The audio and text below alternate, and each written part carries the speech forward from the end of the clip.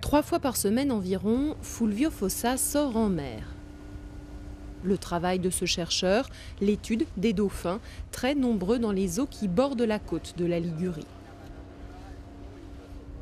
Depuis 2001, le projet baptisé Dauphin métropolitain répertorie et analyse le comportement de ces mammifères dans cette région du nord-ouest de l'Italie où l'activité humaine est particulièrement intense.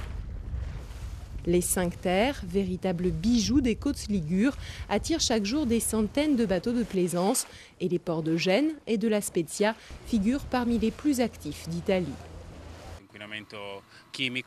La pollution chimique, notamment les rejets de fioul et les nuisances sonores, et ce problème-ci particulièrement, sont très difficilement quantifiables. On ne sait pas bien comment le bruit interfère sur la vie du dauphin et dans quelle mesure cela représente un danger plus ou moins grand pour lui. Signe que le dauphin réussit malgré tout à s'acclimater à cet environnement, ce groupe de femelles et leurs petits. En tout, 244 animaux ont déjà été identifiés par l'aquarium de Gênes, un des plus grands d'Europe et dont dépend le projet Dauphin métropolitain. Un travail de fourmi sur chaque photo permet ensuite d'établir une véritable carte d'identité de l'animal.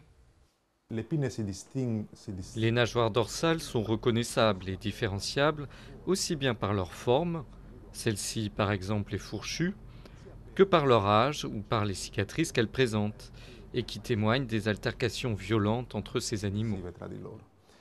Les études de ces chercheurs ont déjà permis de mettre en lumière un certain nombre de comportements.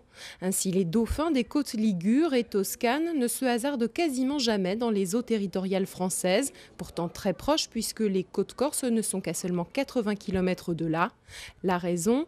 L'impossibilité pour eux de s'y nourrir, habitués à récupérer les poissons attrapés par les pêcheurs au filet, une pratique très courante dans cette partie de l'Italie, ils sont incapables de s'alimenter dans les eaux corses où le mode de pêche est différent.